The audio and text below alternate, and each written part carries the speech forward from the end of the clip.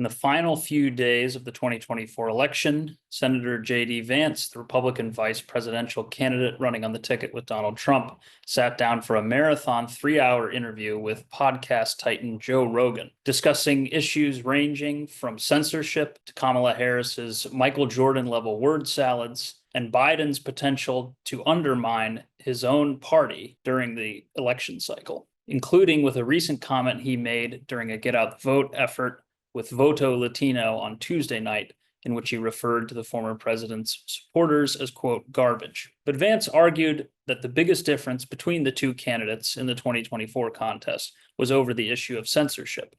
"We're not trying to censor our fellow Americans," he told Rogan. "We'll attack Kamala on her policies or her ideas, but we're not trying to say you should be silenced because you disagree with us." The strong rebuke of censorship comes as Harris has sought to convey a message of joy and unity throughout her campaign, only pivoting in the final days toward attacking Trump. On the issue of censorship, Rogan was quick to bring up Kamala Harris's running mate Tim Walz's comments that free speech does not cover hate speech or misinformation, a reply that Rogan said made him, quote, very upset. Vance called the remark totally nuts on the podcast and said that hate speech is often subjective. The two speculated further on in the interview that Biden was in fact trying to help Donald Trump get elected, pointing to Biden's decision on a 9/11 visit to Shanksville, Pennsylvania to put on a MAGA hat while meeting with several people at a fire station, as well as his decision to recently refer to half the country that supports Donald Trump as garbage. Trump, Vance, and Rogan have all been appalled at the Biden-Harris administration's efforts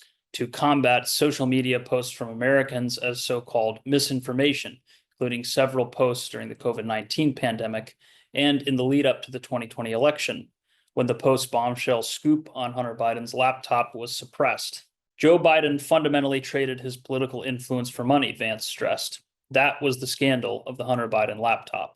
Trump was interviewed the previous week on Rogan and garnered a monster 41 million views. Vice President Kamala Harris has also been invited to sit down with the podcast host, but has not yet taken him up on the offer. For more stories like these, be sure to subscribe to the New York Post right here on YouTube.